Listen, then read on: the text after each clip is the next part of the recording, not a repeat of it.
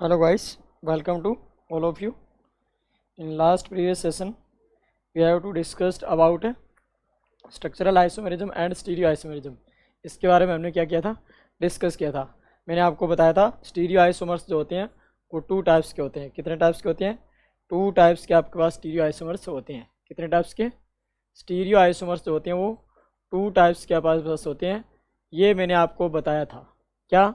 एक तो आपके पास होता है क्या, कॉन्फिगरेशनल होता है. एक आपके पास क्या होता है, कन्फर्मेशनल होता है. यानी कॉन्फिगरेशनल आइसोमर, कॉन्फिगरेशनल. एक आपके पास में होता है क्या, कन्फर्मेशनल होता है. क्या होता है? कन्फर्मेशनल होता है. दो टाइप के होते हैं. फिर मैंने बोला था कॉन्फिगरेशनल के दो पार्ट होते हैं जिनको हम डिस्कस करेंगे. एक आपका ऑप्टिकल आइसोमरिज्म होता है और एक आपका क्या होता है, ज्योमेट्रिकल आइसोमरिज्म होता है. यानी ऑप्टिकल आइसोमरिज्म और एक आपका क्या होता है, ज्योमेट्रिकल आइसोमेरिज्म होता है. क्या होता है? ज्योमेट्रिकल आइसोमेरिज्म होता है. तो अब मैं स्टार्ट करने जा रहा हूँ किसको, अब मैं स्टार्ट करने जा रहा हूँ ऑप्टिकल आइसोमेरिज्म को. किसको? ऑप्टिकल आइसोमेरिज्म को. तो चलिए हम डिस्कस करते हैं किसके बारे में, ऑप्टिकल आइसोमेरिज्म के. क्या होता है ऑप्टिकल आइसोमेरिज्म, क्यों हम पढ़ते हैं, देखिए सब पता चल जाएगा आपको. Optical isomerism, optical isomerism. देखिए ऑप्टिकल आइसोमेरिज्म क्या होता है, किसे कहा जाता है ऑप्टिकल आइसोमेरिज्म, या किसे कहा जाता है ऑप्टिकल एक्टिविटी, या किसे कहा जाता है ऑप्टिकली एक्टिव कंपाउंड्स, या किसे कहा जाता है ऑप्टिकली इनएक्टिव कंपाउंड. इन सब बातों के बारे में हमें ऑप्टिकल आइसोमेरिज्म में जानना है. ऑप्टिकल जैसा कि नाम से विदित है कि हमारे पास कोई भी लाइट की ये क्या होती है कि प्रॉपर्टीज होती है. यानी किसकी प्रॉपर्टीज होती है, ये एक लाइट की प्रॉपर्टीज होती है. क्या? Optical isomerism. तो हमारे पास क्या होता है, हमारे पास यानी the properties of organic substance, the properties of, मैं ऐसे बोल सकता हूँ, the properties of organic substance, of organic substance to rotate PPL light. Organic substance, organic substance to rotate PPL light, PPL light, PPL light is called optical activity, is called as optical activity. यानी किसी भी plane polarised light को, या फिर मैं कह दूं ऐसा कोई भी ऑर्गेनिक सब्सटेंस जो पीपीएल लाइट को क्या कर दे, रोटेट कर दे, वो कहलाता है आपका क्या, ऑप्टिकल एक्टिविटी कहलाता है. क्या कहलाता है? ऑप्टिकल एक्टिविटी कहलाता है. And compound which is possess this properties, and compound जो होता है, कंपाउंड आर कोल्ड, कंपाउंड्स बोल दूं या सब्सटेंस बोल दूं, and compounds are called optical active substance, and compounds are called as optically active substance, optical active substance, optical active substance. यानी या मैंने क्या बोला है, मैंने ये बोला है कि आपकी कोई भी प्लेन पोलर लाइट जो होती है उसको रोटेट करने की जो क्या होती है, प्रॉपर्टीज होती है किसी भी ऑर्गेनिक सब्सटेंस की, वो कहलाती है आपकी ऑप्टिकल एक्टिविटी. और जो सब्सटेंस आपका होगा जो पीपीएल लाइट को घुमा देगा वो आपका कहलाएगा ऑप्टिकली एक्टिव सब्सटेंस कहलाएगा. क्या कहलाएगा?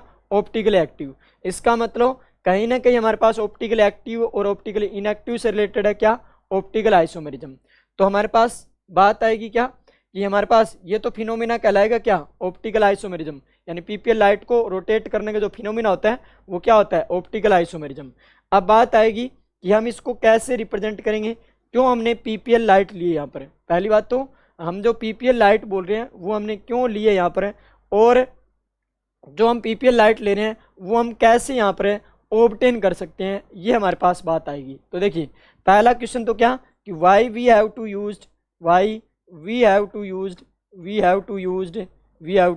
यूज्ड पीपीएल लाइट, यानी प्लेन पोलराइज्ड लाइट. पीपीएल का मतलब क्या होता है, plane polarised light, plane polarised light, polarised light यानी समतल ध्रुवित प्रकाश जिसको आप बोलते हैं.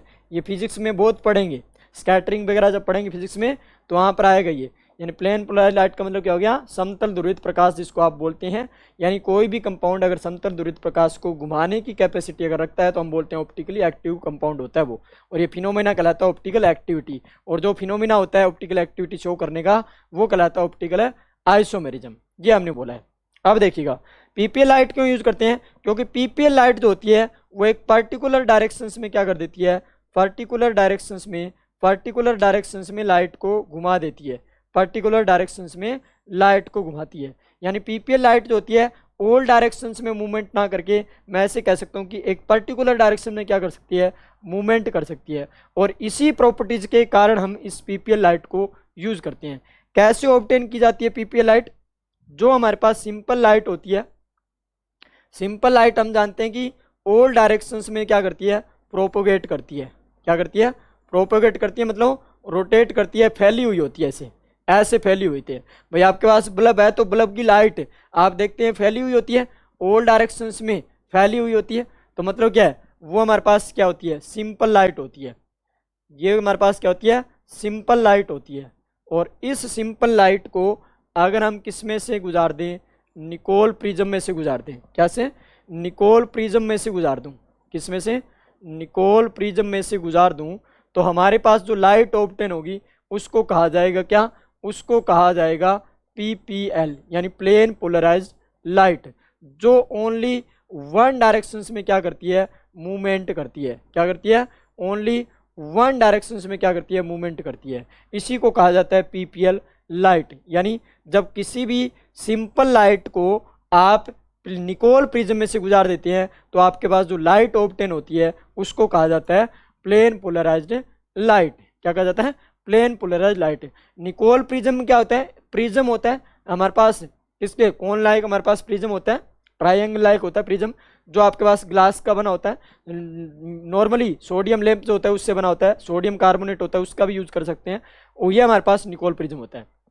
अब जो आपके पास पीपीएल लाइट होती है इसको हम क्या करते हैं, हमारे पास इंस्ट्रूमेंट होता है पोलेरीमीटर। क्या होता है, पोलेरीमीटर। पोलेरीमीटर हमारे पास क्या होता है, एक इंस्ट्रूमेंट होता है। क्या होता है, इंस्ट्रूमेंट होता है, इंस्ट्रूमेंट होता है, इंस्ट्रूमेंट क्या होता है, एक पोलेरीमीटर इंस्ट्रूमेंट होता है जिसके थ्रू हम ऑप्टिकल एक्टिविटी को क्या करते हैं, मेजर करते हैं। ये क्या करता है, पोलेरीमीटर इंस्ट्रूमेंट होता है जो मेजर करता है, इट इज मेजर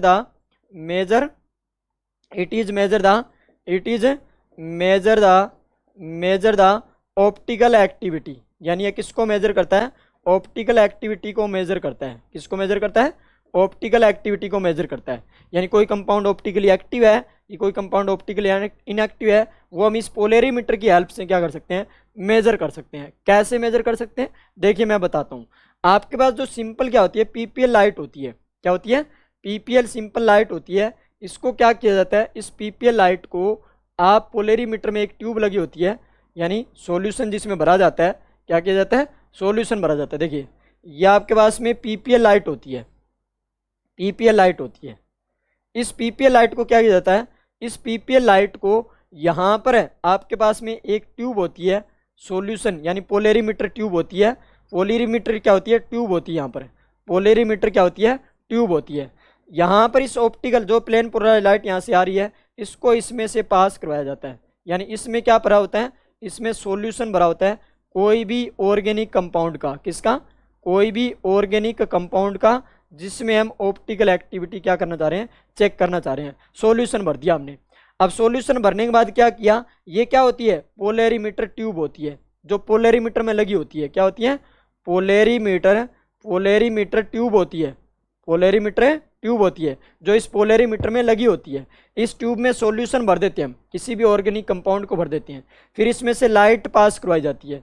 अगर ये लाइट, ऐसा बोला जाता है कि अगर ये सॉल्यूशन इस लाइट को क्या करवा देता है, डेविएट करवा देता है, यानी लाइट अगर क्या हो जाती है, डेविएट हो जाती है, तब तो हम बोलेंगे क्या कि वो कंपाउंड जो इसमें भरा था हमने वो ऑप्टिकली क्या होगा, एक्टिव होगा। और अगर डेविएट कैसे, डेविएट से मेरा मतलब है कि आपके पास में ये लाइट पहले ऐसे थी, यहाँ पर ये पहले इसकी डायरेक्शन ये थी यहाँ पर, अब अगर ये या तो क्लॉकवाइज डायरेक्शंस में क्या कर जाए, रोटेट कर जाए यानी थीटा एंगल से, या फिर ये एंटी क्लॉकवाइज डायरेक्शन में क्या कर जाए, रोटेट कर जाए थीटा एंगल से, या फिर ये अपनी उसी डायरेक्शंस में रहे यानी सेम डायरेक्शन में, यानी नो चेंज। यहाँ पे लिख देता हूँ क्या, नो चेंज, कोई चेंज ना हो, कोई चेंज ना हो। ये तीन कैटेगरी में यहाँ पर हम डिवाइड कर सकते हैं। क्या बोला मैंने, दोबारा सुनिएगा कि मैंने बोला यहाँ पर आपके पास क्या है, ये आपकी पीपीएल लाइट है। इस पीपीएल लाइट को आपने पोलरीमीटर में, पोलरीमीटर जो ट्यूब होती है उसमें सॉल्यूशन भरा होता है, किसका, हम ऑर्गेनिक कंपाउंड भरते हैं, कोई भी सॉल्यूशन लेते हैं और उस सॉल्यूशन में से इस पीपीएल लाइट को क्या करवाया जाता है, पास करवाया जाता है। तो जैसे ही हम पास करवाएंगे तो इसमें क्या होता है कि ये हमारे पास ऑर्गेनिक कंपाउंड अगर इस पीपीएल लाइट को क्या कर देता है, डेविएट कर देता है। डेविएट करने से मतलब अगर घुमा देता है, घुमाने से मेरा मतलब है कि या तो ये क्लॉकवाइज में घुमाएगा या ये एंटी क्लॉकवाइज में घुमाएगा, या फिर इसको डेविएट नहीं करता है, वो अपनी डायरेक्शन में, उसी डायरेक्शन में रहती है, सेम जैसे पहले जहाँ थी वहीं पे अगर रहती है, तो हमारे पास हम बोलेंगे कि वो कंपाउंड हो जाएगा ऑप्टिकली इनएक्टिव। क्यों हो गया इनएक्टिव, क्यों बोल रहे हैं, क्योंकि उसने कोई इफेक्ट ही नहीं डाला। भाई लाइट जैसे यहाँ से डाली थी वैसी की वैसी निकल गई, तो मतलब उसने कोई इफेक्ट ही नहीं डाला, तो मतलब वो कंपाउंड क्या हो गया, ऑप्टिकली इनएक्टिव हो गया। लेकिन अगर वो रोटेट कर देता है तो वो कंपाउंड कहलाएगा क्या, ऑप्टिकली एक्टिव कंपाउंड कहलाएगा। क्या कहलाएगा, ऑप्टिकली एक्टिव कंपाउंड कहलाएगा। ये हम एक्सपेरिमेंट कर रहे हैं, एक्सपेरिमेंटल डाटा है ये एक्सपेरिमेंट किया गया था सबसे पहले, एक्सपेरिमेंट के बेस पे बता रहे हैं कि कौन ऑप्टिकली एक्टिव होगा। अब देखिए ये कैसा घूम रहा है, यानी ये हमारे पास पहले डायरेक्शन थी थीटा एंगल से, क्लॉकवाइज डायरेक्शन में घुमा, ये कैसा घुमा है, ये क्लॉकवाइज में, ये कैसे घुमा है, एंटी क्लॉकवाइज में। कैसे, एंटी क्लॉकवाइज में, यानी एंटी क्लॉकवाइज का मतलब क्या हो गया, घड़ी के विपरीत दिशा में, और क्लॉकवाइज का मतलब क्या हो गया, घड़ी की ही दिशा में। क्या, घड़ी की ही दिशा में क्लॉकवाइज, यानी घड़ी की जैसे आपके जो सुई घूमती है वैसे ही घूमे घड़ी की दिशा में क्लॉकवाइज, और एक एंटी क्लॉकवाइज अपोजिट डायरेक्शन में घूम रहा है। तो यानी एक एंटी क्लॉकवाइज थीटा एंगल से रोटेट हुआ, एक क्लॉकवाइज थीटा एंगल से रोटेट हुआ। तो क्लॉकवाइज जब भी रोटेट होगा तो हम उसको पॉजिटिव से डिनोट करेंगे, एंटी क्लॉकवाइज जब भी होगा तो हम उसको नेगेटिव से डिनोट करेंगे। और जो क्लॉकवाइज अगर कोई भी बोला जाता है ऐसे कि अगर कोई भी हमारे पास कंपाउंड है, कोई भी ऑर्गेनिक कंपाउंड से अगर लाइट को क्या करवा देता है, अभी अगर लाइट को एंटी क्लॉकवाइज डायरेक्शन में क्या कर देता है, रोटेट कर देता है, तो ऐसे कंपाउंड क्या कहलाते हैं। देखिए भी अगर लाइट क्या कर देते हैं, ऐसा ऑर्गेनिक कोई भी कंपाउंड से जो लाइट को क्लॉकवाइज डायरेक्शन में क्या कर देता है, रोटेट करवा देता है, वो हमारे पास कहलाता है लीवो रोटेटरी। क्या, कि जो क्लॉकवाइज डायरेक्शन में कंपाउंड्स, क्या बोल रहा हूं मैं, compounds which rotate clockwise, which rotate the light, which rotate the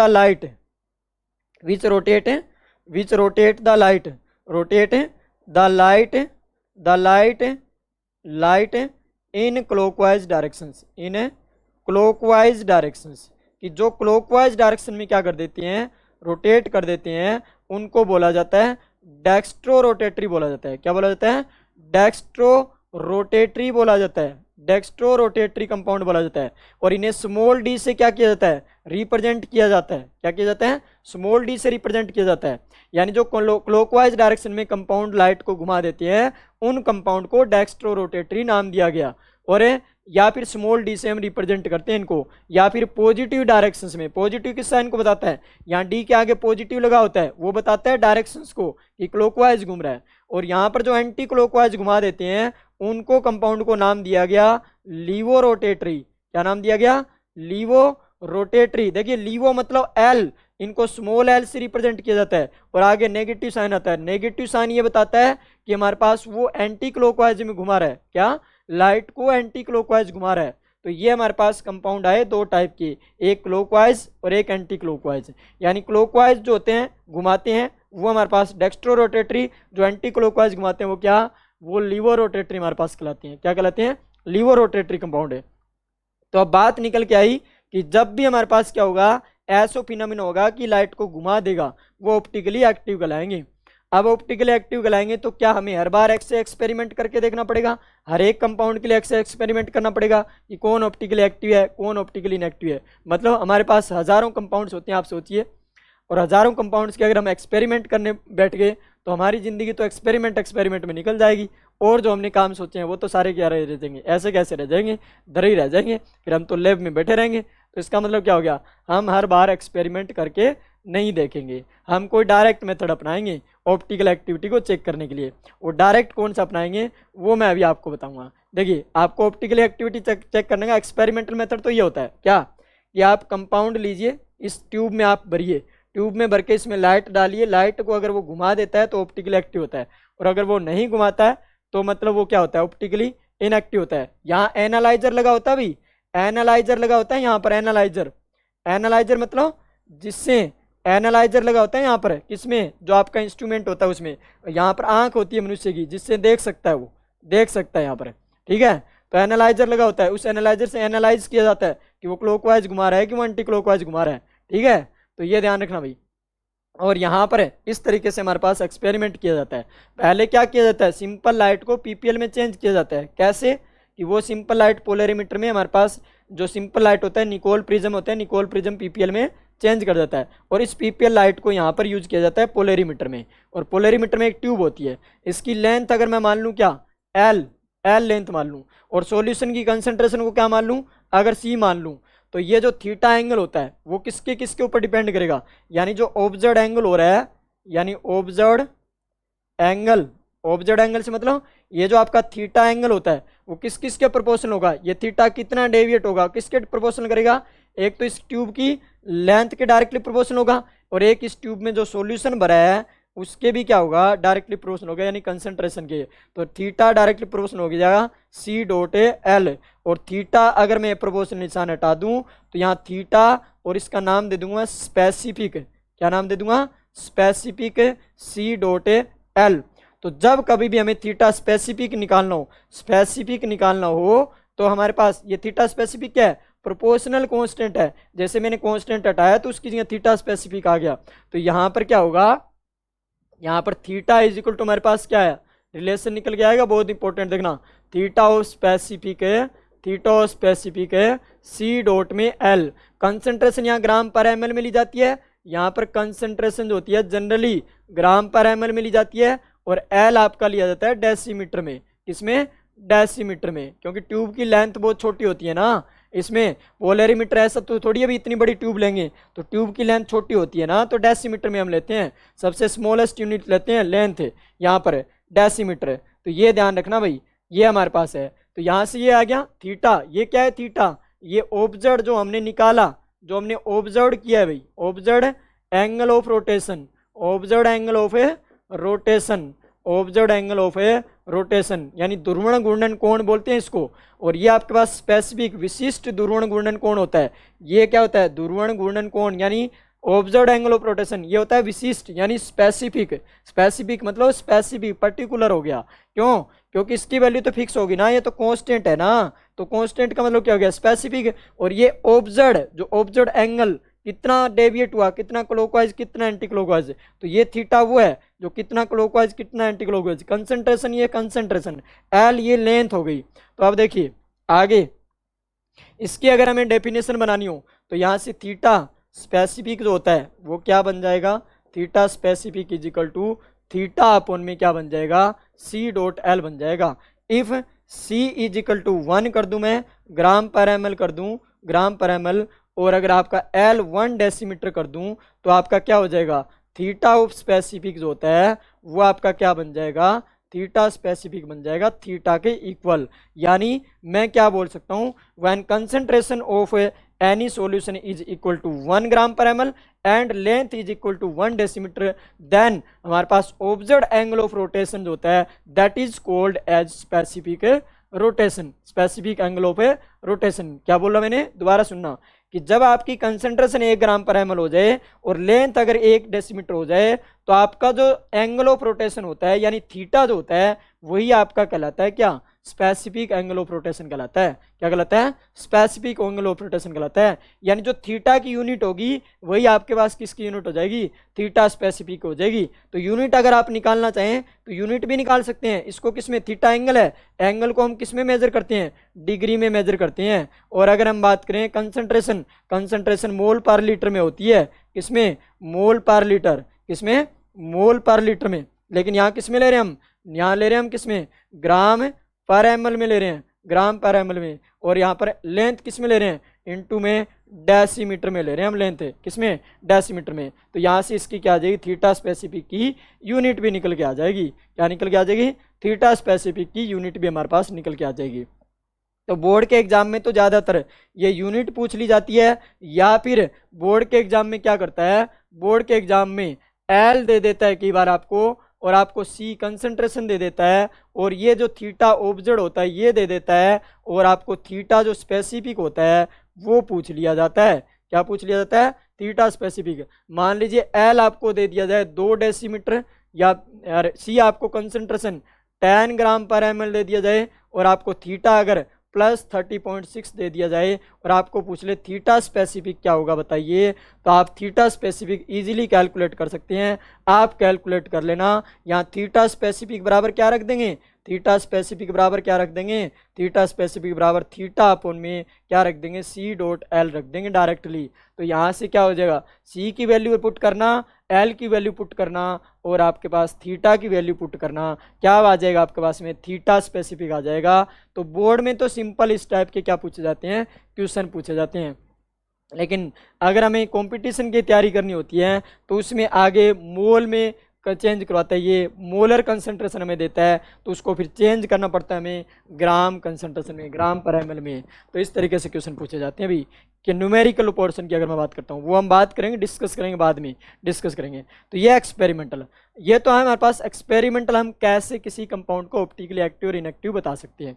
अब हमारे पास आता है क्या, अगर हमें थ्योरेटिकल बताना हो कि कौन सा कंपाउंड ऑप्टिकली एक्टिव होता है और कौन सा कंपाउंड ऑप्टिकली इनएक्टिव होता है, तो उसके लिए हम कंपाउंड में क्या चेक करते हैं, उसके लिए हम कंपाउंड्स में चेक करते हैं एलिमेंट ऑफ सिमेट्री।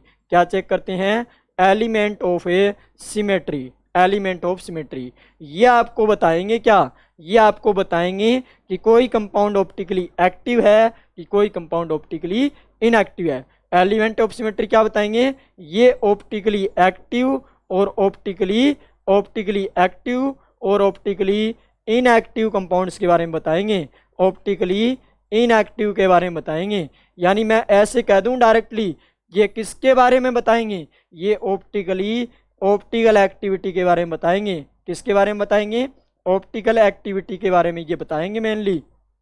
किसके बारे में, ऑप्टिकल एक्टिविटी के बारे में। क्योंकि हम हर बार एक्सपेरिमेंट नहीं कर सकते, हर कंपाउंड में एक्सपेरिमेंट नहीं कर सकते, इसलिए हमें कोई डायरेक्ट मेथड चाहिए जिससे हम ये बता सकें कि कौन सा कंपाउंड ऑप्टिकली एक्टिव होगा, कौन सा कंपाउंड ऑप्टिकली इनएक्टिव होगा। तो हमें पता चल गया किसका, एलिमेंट ऑफ सिमेट्री का। एलिमेंट ऑफ सिमेट्री मतलब किसी भी कंपाउंड में कोई ना कोई सिमेट्री तो होती है भाई, कंपाउंड सिमेट्रिक होगा या तो, या अनसिमेट्रिक होगा। सिमेट्रिक से मतलब बोर्ड आपका है, ये बोर्ड ही मान लो, ये आपका सिमेट्रिक है कि अनसिमेट्रिक है, मतलब आपको एक जैसा दिख रहा है, जैसे इस साइड से भी ग्रीन दिख रहा होगा, इस साइड से भी ग्रीन दिख रहा होगा।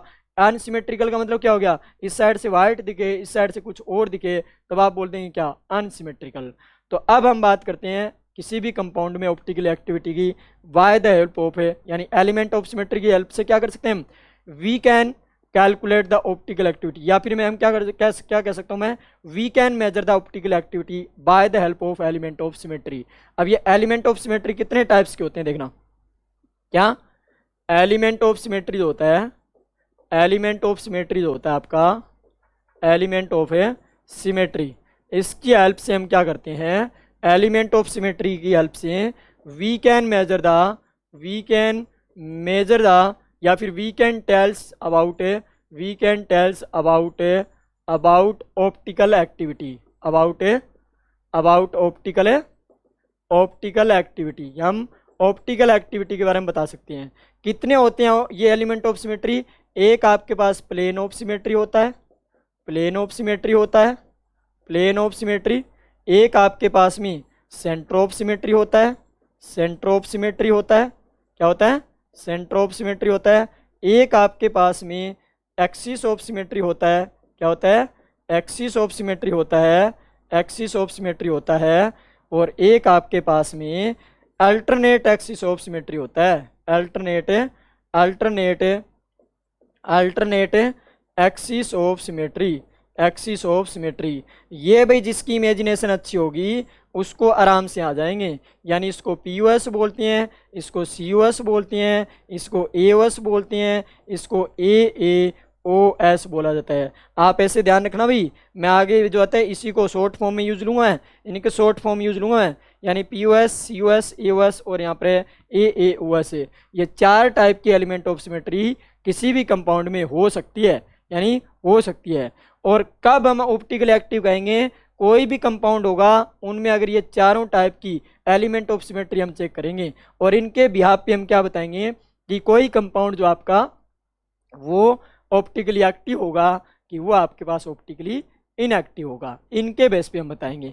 कैसे बताएंगे वो देखना आप, वो देखना हम कैसे बताएंगे। देखिए मैं यहाँ पर लिख रहा हूँ कंपाउंड, यहाँ पर क्या लिख रहा हूँ, मान लीजिए आपको कोई कंपाउंड्स दे दिया ए, और यहाँ पर लिख रहा हूँ मैं POS, और यहाँ पर लिख रहा हूँ मैं क्या COS, और यहाँ पर लिख रहा हूँ मैं क्या, यहाँ पर लिख रहा हूँ AOS, और यहाँ पर लिख रहा हूँ मैं AAOS,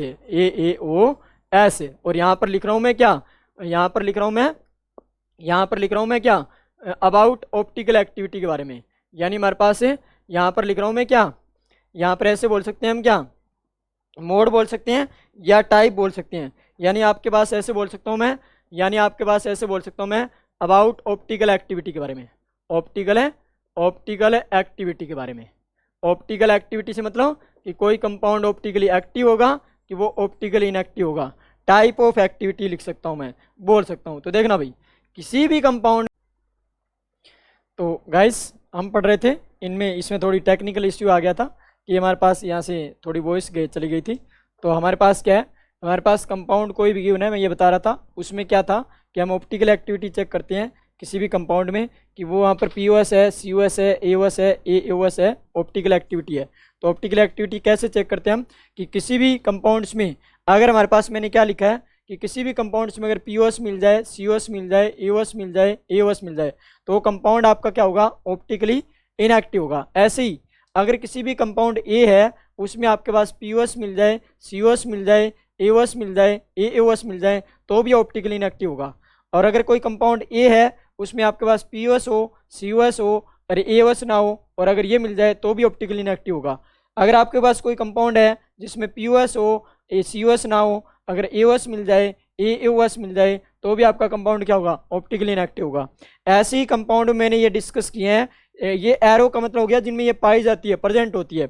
ऐसे सबसे लास्ट में मैंने ये लिखा है एक्स एक्स एक्स, मतलब क्रॉस किया सब में, यानी जिसमें किसी भी कंपाउंड में अगर कोई ऑप्टिकली कोई कंपाउंड हमारे पास है, उसमें ना तो POS है, ना COS है, ना AOS है, ना AAOS है, मतलब किसी कंपाउंड में कोई भी एलिमेंट ऑफ सिमेट्री अगर प्रेजेंट नहीं है, यानी प्लेन ऑफ सिमेट्री हो गया, सेंटर ऑफ सिमेट्री हो गया, एक्सिस ऑफ सिमेट्री हो गया, अल्टरनेटिव एक्सिस ऑफ सिमेट्री होगा, किसी भी कंपाउंड में अगर ये चारों क्या है, अब्सेंट है, यानी प्रेजेंट नहीं है, तब आपका कंपाउंड होगा ऑप्टिकली एक्टिव। और अगर इनमें से चारों में से कोई एक भी अगर प्रेजेंट रह गया, तो वो कंपाउंड आपका क्या बन जाएगा, ऑप्टिकली इनएक्टिव बन जाएगा। तो इसके बेस पे आप ये टेबल ध्यान रखना, इसके बेस पे टेबल क्या ध्यान रखना, वैसे तो सिंपल है, अगर कोई भी एलिमेंट ऑफ सिमेट्री प्रेजेंट हुआ तो ऑप्टिकली क्या होगा, इनएक्टिव, और अगर सारे एब्सेंट हुए तब आपका कंपाउंड क्या होगा, ऑप्टिकली एक्टिव होगा। क्या होगा, ऑप्टिकली एक्टिव। ये बात आपको ध्यान रखनी है। यानी आपके पास ये एलिमेंट ऑफ सिमेट्री 4 है, इनके बेस पे हम ये डिसाइड कर सकते हैं कि हमारे पास अगर ये हमारे पास प्रेजेंट होते हैं, किसी कंपाउंड्स में प्रेजेंट होते हैं, तब कंपाउंड क्या होता है, ऑप्टिकली इनएक्टिव होता है, ऑप्टिकली इनएक्टिव होता है, यही तो कंक्लूजन निकाला है। और अगर ये हमारे पास कंपाउंड में क्या होते हैं, अब्सेंट होते हैं, तब कंपाउंड क्या होता है, ऑप्टिकली एक्टिव होता है। क्या होता है, ऑप्टिकली एक्टिव फॉर्म में पाया जाता है, ऑप्टिकली एक्टिव में। ये हमने कंक्लूजन निकाल लिया, किसके बेस पे, इस टेबल के बेस पे, इस टेबल के बेस पे कंक्लूजन निकाल लिया। क्या कि अगर कंपाउंड में कोई भी एलिमेंट ऑफ सिमेट्री प्रेजेंट नहीं है, तब आपका कंपाउंड कहा जाएगा क्या, ऑप्टिकली एक्टिव। अब आपको बार बार एक्सपेरिमेंट करने की आवश्यकता नहीं है कि हर बार एक कटोरा लो और एक्सपेरिमेंट करो, फिर जाओ लैब में जाओ, फिर लैब में जाके देखो कौन सा रोटेट कर रहा है, कौन सा रोटेट नहीं कर रहा है। लेकिन हाँ, रोटेट तो यहाँ भी करना पड़ेगा आपको, रोटेट तो यहाँ भी करना पड़ेगा, लेकिन यहाँ इमेजिनेशन बेस्ड रोटेट करना पड़ेगा। यानी जिसकी इमेजिनेशन अच्छी है, इमेजिनेशन पावर अच्छी है, उसको रोटेट करना इजी वे में आ सकता है। और वैसे मैं इमेजिनेशन करके बताऊंगा, वैसे ही आपको पता है जो लेक्चर पीछे के चल रहे हैं हमारे, उसमें क्या कर रहा हूँ मैं आपको 3D मॉडल के हिसाब से बता रहा हूँ, यानी 3D के बेस पे बता रहा हूँ, मॉडल के बेस पे बता रहा हूँ। तो जो भी हमारे पास हम एक्सपेरिमेंट करेंगे वो मैं मॉडल के बेस पे आपको बताऊंगा। एक एक कंपाउंड में आपको मैं POS ये सारी दिखाऊंगा कि कहाँ से POS जाती है, कहाँ से COS जाती है, कहाँ से AOS जाती है, कहाँ से AOS जाती है। तो सबसे पहले हम बात करेंगे किसकी, प्लेन ऑफ सिमेट्री के बारे में। किसके बारे में, प्लेन ऑफ सिमेट्री की बात करेंगे हम सबसे पहले। प्लेन ऑफ सिमेट्री की बात करेंगे सबसे पहला। प्लेन ऑफ सिमेट्री यानी पीओएस की बात करूंगा मैं सबसे पहले। पीओएस शॉर्ट में लिख रहा हूं मैं पीओएस, इसको हमें सिग्मा से रिप्रेजेंट कर रहे हैं। किसमें? सिग्मा से भी रिप्रेजेंट करते हैं। क्या होता है plane of symmetry? It is an imaginary plane होता है भी। क्या होता है? It is an imaginary plane होता है। It is an imaginary plane which is bisect to the molecule, to equal half. Bisect बोल सकता हूं या फिर रिफ्लेक्ट भी कर सकता है कई बार भी, रिफ्लेक्ट टू इक्वल हाफ। इस बात का मतलब समझना भाई। क्या बोला मैंने? कि हमारे पास प्लेन ऑफ सिमेट्री क्या होती है कि कोई भी आप, ये मान लीजिए मार्कर आपके पास में है, तो आप में इसमें से कोई भी आप अपनी तरफ से मैं कह रहा हूं कोई भी सोच लीजिए, आप कोई इमेजिनरी एक्सिस सोच लीजिए जो इस मार्कर को दो इक्वल हाफ में डिवाइड कर दिए। इक्वल हाफ से मतलब आधा लेफ्ट में आधा राइट में इसको डिवाइड कर दे और बराबर होने चाहिए। यानी इस साइड वाला पार्ट और इस साइड वाला पार्ट दोनों क्या होने चाहिए? बराबर होने चाहिए, सेम होना चाहिए। तभी आपके पास में क्या होगा? मैं कहूंगा कंपाउंड में प्लेन ऑफ सिमेट्री होगी प्रेजेंट। क्या बोला मैंने? फिर से सुनिएगा। मैंने ये बोला कि आपके पास कोई भी एक इमेजिनरी एक्सिस आप किसी कंपाउंड में डालिए, वो अगर उस कंपाउंड को क्या कर दे? बाइसेक्ट कर दे या रिफ्लेक्ट करता हो किसमें? दो इक्वल हाफ में अगर क्या करता हो? टू इक्वल हाफ में क्या करता हो? अगर आपके पास रिफ्लेक्ट करता हो, बाइसेक्ट करता हो, तो हम कहेंगे उस कंपाउंड में प्लेन ऑफ सिमेट्री प्रेजेंट होगी, यानी सिग्मा उसमें प्रेजेंट होगा।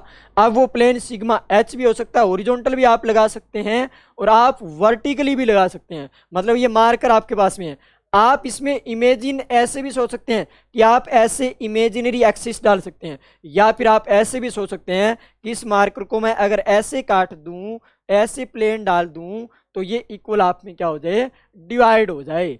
तब आपका बोलेंगे कंपाउंड में क्या होगी? प्लेन ऑफ सिमेट्री प्रेजेंट होगी। और समझिएगा, मान लीजिए मैं आपको कोई कंपाउंड दे दूं, आपको ये साइक्लोप्रोपेन की रिंग दे दूं। क्या दे दूं? साइक्लोप्रोपेन की। तो देखिए आप एक इमेजिनरी एक्सिस डालिए, यहां से मान लीजिए मैंने कोई एक एक्सिस यानी प्लेन डाल दिया, प्लेन डालिए आप। प्लेन का मतलब यानी प्लेन का मतलब क्या है भाई? आप मिरर के सामने खड़े हो जाओ, आपकी परछाई दिखेगी ना, आपकी परछाई दिखेगी, और आप उस मिरर में क्या करो? सामने खड़े होके क्या करो? आप ऐसे मिरर के सामने खड़े हो और आप बीच में लाइन खींचिए। ऐसी लाइन खींचोगे तो आधा पोर्शन इस साइड और आधा पोर्शन इस साइड, है ना? तो आधा पोर्शन इस साइड वाला और इस साइड वाला दोनों अगर एक जैसे दिखेंगे तब तो आप क्या बोलेंगे? कंपाउंड में पीओएस है। और अगर वो एक जैसे नहीं दिखेंगे तब आप क्या बोलेंगे? आपके पास वो कंपाउंड क्या होगा? पीओएस नहीं है उसमें। बस सिंपल बात है। तो वही मैं यहाँ पे बात कर रहा हूँ कि कोई भी एक इमेजिनरी आप प्लेन लगाइए, क्या लगाइए? प्लेन। मतलब ऐसे और सोचिए आप, ऐसे देखिए, ऐसे देखिए आपके पास में, ऐसे बोल रहा हूँ, देखिए इस टाइप से बोल रहा हूँ। ये आपका मान लीजिए ये कंपाउंड है। अब मैं बोल दूं क्या इसमें पीओएस है? तो देखिए आपको मतलब क्या है कि यहाँ पर आपके पास ए है, यहाँ पर आपके पास बी है, यहाँ पर आपके पास बी है, यहाँ पर बी है, और यहाँ पर क्या है? बी है। मैं बोल दूं क्या इसमें पीओएस है, प्लेन ऑफ सिमेट्री है? तो आपका क्या जवाब होगा? देखिए आप देखेंगे यहाँ से कंपाउंड को, देखिए यहाँ से मैंने क्या डाला? एक इमेजिनरी एक्सिस। मान लीजिए ऐसे मैं देख रहा हूँ तो मैंने एक इमेजिनरी एक्सिस डाल दी, यानी मैंने इमेजिनरी एक क्या डाल दिया? ऐसे प्लेन डाल दिया। ऐसे मैंने एक इमेजिनरी क्या लगा दिया? इसमें प्लेन लगा दिया। अगर आप सामने से लगा रहे हो तो इमेजिनरी ऐसे प्लेन लगाओगे तो इस बॉल को ये बॉल चमकेगी, इस बॉल को ये बॉल चमकेगी। तो मतलब इसमें ये प्लेन हो सकता है। कितने प्लेन हो सकते हैं? मतलब ये भी क्वेश्चन आएगा कि एक कंपाउंड में कितने प्लेन हो सकते हैं। तो प्लेन कितने भी हो सकते हैं भी, डिपेंड ऑन कंडीशन। देखिए अब देखिए यहाँ पर देखना भाई। दूसरा, अगर मैं ऐसे प्लेन लगाता हूँ तो ऐसे प्लेन लगाऊंगा वर्टिकली, ये तो मैं ऐसे लगा रहा था वर्टिकली, ऐसे लगा दूं तो ऐसे लगा दूं तो ऐसे हॉरिजॉन्टल लगा दूं तो हॉरिजॉन्टल लगाऊं तो इस बॉल को ये बॉल चमकेगी, इस बॉल को ये बॉल चमकेगी। ऐसे ही अगर मैं ऐसे प्लेन लगा दूं तो डायगोनली लगा दूं तो डायगोनली लगा दूंगा तो भी ये तो प्लेन में आ जाएगी भाई। ये तीनों बॉल तो क्या आ जाएगी? प्लेन में। इस बॉल को ये बॉल चमक जाएगी, इस बॉल को ये बॉल चमक जाएगी, तो मतलब ये वाला प्लेन भी इसमें होगा। ऐसे ही अगर मैं ऐसे प्लेन लगा दूं तो ऐसे प्लेन लगा दूंगा तो ये तीनों बॉल तो प्लेन में आ जाएगी, बिकॉज ऑफ एटम को एक आर्ट स्फीयर माना जाता है, भी एटम को एक बॉल माना जाता है। तो ये बॉल आपस में कट जाएगी, ऐसे रिफ्लेक्ट करेगी, ये वाली इसको रिफ्लेक्ट करेगी, ये रिफ्लेक्ट करेगी, तो मतलब इस बॉल को ये बॉल चमक जाएगी, ये बॉल तीनों प्लेन में आ जाएगी, तो मतलब कहेंगे ये वाला प्लेन भी इसमें होगा। तो यहाँ टोटल 4 प्लेन हो जाएंगे। और कौन सा प्लेन हो सकता है, ये अगर मॉलिक्यूल ऐसे रखा हुआ है, ऐसे बोर्ड पे है, तो भाई इस पूरे मॉलिक्यूल को काटता हुआ भी तो प्लेन लग सकता है, यानी सारे एटम इस प्लेन में आ जाए, ये रिफ्लेक्ट करेगी ऊपर वाला नीचे वाली बॉल को, यानी आधी आधी बॉल कट जाएगी, बॉल है ये तो कट जाएगी, तो प्लेन ऐसे भी लग सकता है, यानी मॉलिक्यूलर प्लेन बोल दूंगा, पूरा जो भी प्लेनर मॉलिक्यूल होगा इसमें ऐसे भी प्लेन लग सकता है। आई होप आपको समझ आया होगा। ऐसे कोई नहीं बताएगा भाई, ऐसे प्लेन आपको काट काट के कोई नहीं बताएगा, मैं यहाँ पर प्लेन बता रहा हूँ, इमेजिनेशन भी करवा रहा हूँ साथ साथ। देखिए तो मतलब आप समझ गए होंगे कि आपको कोई भी कंपाउंड दे दे, उसमें पूछ लिया जाए कि क्या उसमें प्लेन ऑफ सिमेट्री है, तो आपको देखना एक इमेजिनरी कोई भी आप अपनी तरफ से एक्सिस सोच लीजिए, अगर प्रेजेंट है तो वो आपका कंपाउंड क्या होगा, ऑप्टिकली इनएक्टिव होगा। तो देखिए इसमें हमने देखा इमेजिनरी प्लेन डाला, तो इस कार्बन को ये कार्बन चमक जाएगा, तो ये इक्वल हाफ में क्या हो जाएगा, डिवाइड हो जाएगा, तो इक्वल हाफ में डिवाइड हो जाएगा, दोनों पार्ट एक दूसरे के इक्वल है, इक्वल है तभी पीओएस होगा भाई, अगर इक्वल नहीं है तब पीओएस नहीं होगा। तो इक्वल है तो मतलब हम कह देंगे इसमें पीओएस क्या होगी, प्रेजेंट होगी, और जिस कंपाउंड में पीओएस प्रेजेंट हो वो कंपाउंड क्या हो जाएगा, वो कंपाउंड आपका ऑप्टिकली क्या बन जाएगा भाई, इनएक्टिव बन जाएगा। क्या बन जाएगा, ऑप्टिकली इनएक्टिव। तो हमने कंपाउंड दिया, हमने साइक्लोप्रोपेन हमें दिया, और साइक्लोप्रोपेन हमने बता दिया कि इसमें पीओएस प्रेजेंट है, इसलिए क्या है ये हमारे पास है ऑप्टिकली इनएक्टिव है। तो हमें जरूरत पड़ी एक्सपेरिमेंट करने की, नहीं पड़ी, यानी हमने डायरेक्ट बता दिया, हमने पीओएस चेक करी। अब ऐसा जरूर है कितने पीओएस हो सकते हैं इसमें, तो देखिए ऐसे भी इक्वल डिवाइड कर सकता है ये ऐसे भी, यहाँ पर मैं इमेजिनरी एक्सिस सोल्व चलूँ तो ये ऐसे भी इक्वल तो कर सकता है, इस कार्बन को भी तो ये कार्बन चमक सकता है, और अगर मैं इसको ऐसे ना करके अगर ऐसे प्लेन डाल दूं तो ये भी तो इक्वल कर सकता है, इस कार्बन को ये कार्बन चमक जाएगा। तो यानी 3 पीओएस तो ये हो गए, 3 पीओएस तो ये हो गए प्लेन ऑफ सिमेट्री, और एक पीओएस जो मैंने अभी बताया इस बोर्ड के पैरेलल, यानी इस पूरे कंपाउंड को ही क्या कर लेगा, घेर लेगा, यानी इस पूरे कंपाउंड को ही क्या कर लेगा, घेर लेगा। ये वाला पीओएस भी तो होगा इसमें, जिसको हम मॉलिक्यूलर क्या बोलेंगे, प्लेन बोलेंगे। तो इस टाइप से हमें कंपाउंड में क्या चेक करनी है, प्लेन ऑफ सिमेट्री चेक करनी है। और कंपाउंड के बारे में भी मैं डिस्कस करूंगा, जब हम नेक्स्ट लेक्चर में लेके आऊँगा तो उसमें कंपाउंड्स के बारे में डिस्कस करूंगा, और काफ़ी सारे कंपाउंड्स भी मैं डिस्कस करूंगा, जिनमें हम क्या चेक करेंगे, जिनमें हम चेक करेंगे प्लेन ऑफ सिमेट्री हमें कैसे चेक करनी है, कैसे हम आइडेंटिफाई करते हैं। ये तो मैंने एक जनरल इंट्रोडक्शन दिया है कि आप प्लेन ऑफ सिमेट्री कैसे कैसे चेक कर सकते हैं, यानी आप चाहे हॉरिजॉन्टल प्लेन लगाइए, चाहे मैंने आपको बता दिया वर्टिकल लगाइए, कैसा भी आप इमेजिनरी प्लेन सोच लीजिए कंपाउंड में, अगर आपको दिख जाए और वो इक्वल हाफ में, कंडीशन क्या होती है, कंडीशन ये होती है कि वो इक्वल हाफ में क्या होना चाहिए, मॉलिक्यूल को डिवाइड करना चाहिए, यानी या तो बाइसेक्ट कर दे वो, या फिर वो रिफ्लेक्ट कर दे, क्या कर दे, रिफ्लेक्ट कर दे। तो तब हम बोलेंगे कि हमारे पास कंपाउंड में पीओएस प्रेजेंट है, और प्रेजेंट होगी तो कंपाउंड बन जाएगा ऑप्टिकली इनएक्टिव। ठीक है, ये था हमारा लेक्चर आज का। अब मैं नेक्स्ट लेक्चर में इससे आगे लेके आऊँगा, आगे मैं बात करूँगा। तब तक के लिए थैंक यू। आप वीडियो देखिए, शेयर कीजिए, सब्सक्राइब कीजिए, लाइक कीजिए। Thank you.